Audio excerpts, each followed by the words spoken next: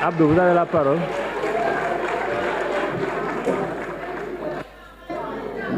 Merci beaucoup. Il faut les comprendre. Monsieur le Président,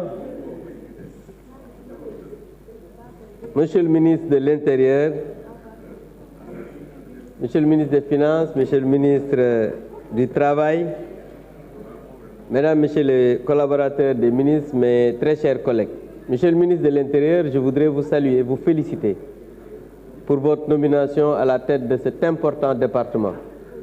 Mes collègues l'ont dit, vous avez dirigé d'éminents postes ministériels et aujourd'hui vous êtes à la tête du ministère de l'Intérieur. Nous vous félicitons pour cette confiance. Saluez tous vos collaborateurs, le directeur général de la police, Seydou Bokar Yad, le général des sapeurs-pompiers, vos collaborateurs, le SG et tout, et le directeur général, mon ami et frère des ASP, Mamoudou Saliou. Le Sénégal, Monsieur le ministre de l'Intérieur, est positionné dans un environnement géopolitique sous-régional mouvementé dans le contexte de l'exploitation prochaine du gaz et du pétrole. Et face à cette situation, il y a lieu de renforcer conséquemment notre dispositif sécuritaire pour protéger l'intégrité physique du territoire et mieux assurer la sécurité des personnes et des biens. Monsieur le ministre, sur les volets sécurité civile et administration territoriale, certes, il y a encore un gap infrastructurel, ça il faut le dire, mais il importe de reconnaître les efforts énormes consentis par le gouvernement du président Macky Sall. Actuellement, Monsieur le ministre, le département dispose d'un programme de construction prioritaire des services du ministère de l'Intérieur, un programme important. Et ce programme vise la construction de gouvernance, de préfectures et de sous-préfectures, de centres et postes d'incendie et de secours, ainsi que des commissariats de police et cantonnements du groupement mobile dans toutes les régions du Sénégal. Ce programme est très important et je pense qu'il faut davantage le faire savoir aux Sénégalais. Monsieur le ministre, sur l'immigration clandestine, la gestion efficace de l'immigration irrégulière, communément appelée immigration clandestine, souffrait d'un mécanisme stratégique, ça il faut le dire. Pour corriger cette anomalie, le Sénégal s'est doté d'une stratégie nationale de lutte contre la migration irrégulière dont la validation politique a été effectuée le 27 juillet 2023. Personnellement, j'étais présent à cette rencontre sous la présidence du Premier ministre en présence du ministre de l'Intérieur qui est maître d'œuvre. Cette stratégie est articulée autour de 5 axes principaux. La prévention, la gestion des frontières, la répression qui est importante, la protection des migrants vulnérables, la gestion du migrant de retour et ce volet est géré en rapport avec le ministère des Affaires étrangères chargé des Sénégalais de l'extérieur pour régler le retour des Sénégalais. Et je rappelle que le gouvernement a créé en décembre 2020 le comité interministériel de lutte contre l'immigration clandestine. On n'a pas attendu aujourd'hui pour parler d'immigration irrégulière.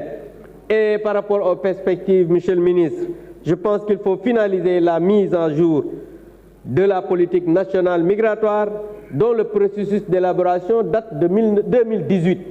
Et je pense que c'est important que les gens sachent que le gouvernement, depuis 2018, a commencé à travailler sur ce volet. Sur la cybercriminalité, Monsieur le ministre, elle fait encourir aux États des risques extrêmement importants et son impact sur le plan économique est considérable, ça il faut le dire.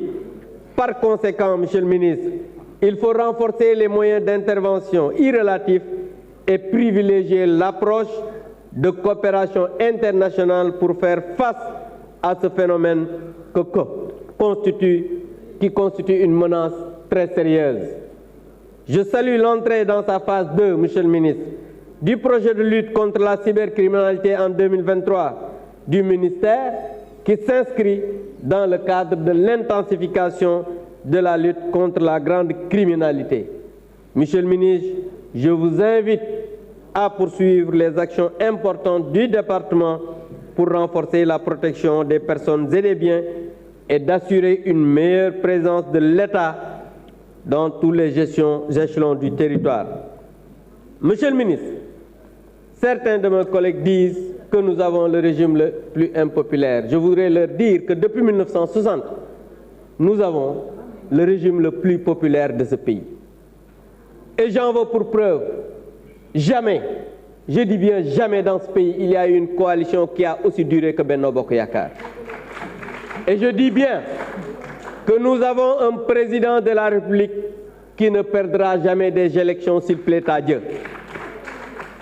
Et monsieur le ministre, mon collègue de Yeumbeul tout à l'heure vous a dit que vous êtes compétent, vous travaillez bien, vous êtes un grand homme, mais vous n'avez pas la légitimité d'organiser les élections.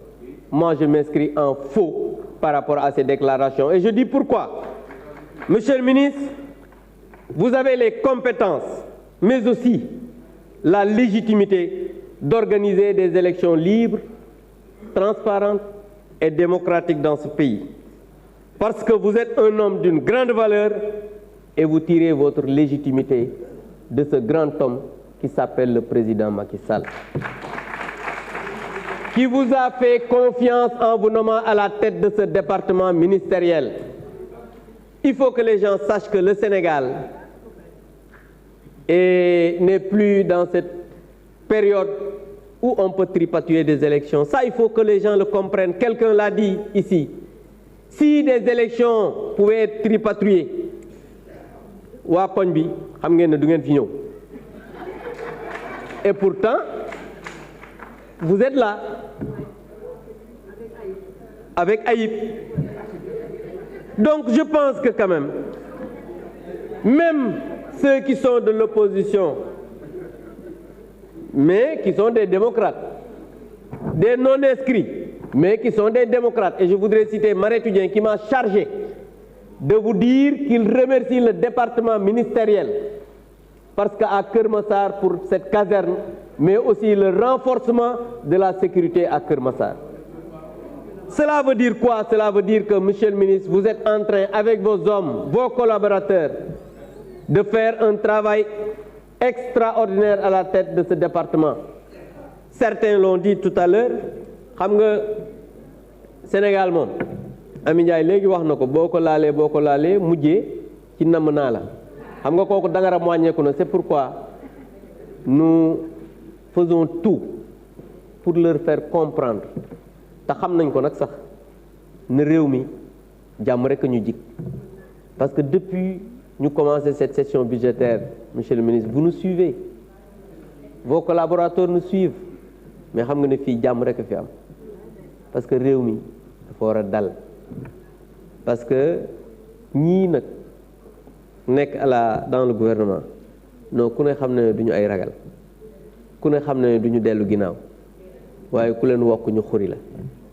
Donc il faudrait qu'on continue dans ce calme di waxtaan ci njëkk comme ça bu fekkee ne am na loo xam ci njëkk rek su fekkee ne am na loo xamante ne nii mën nañ koo waxtaanee et on verra de sorte ci njëkk ñu dem élection gagné leen ci njëkk comme ça ñu dem seeti leneen loo xamante ni war nañ koo mën a liggéey pour que Sénégal jëm kanam maa ngi leen sant di leen gërëm wasalaam.